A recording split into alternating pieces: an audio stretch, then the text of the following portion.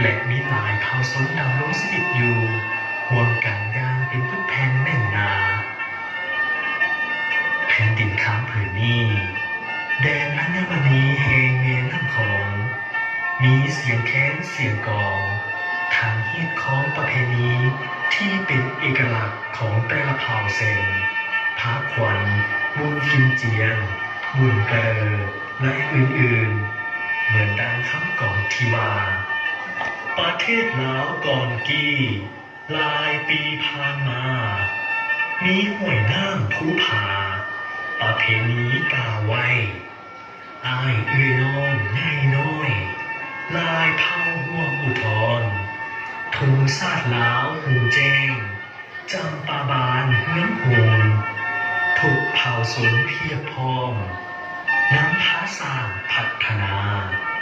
เป็นสัญลักษณ์บอกไว้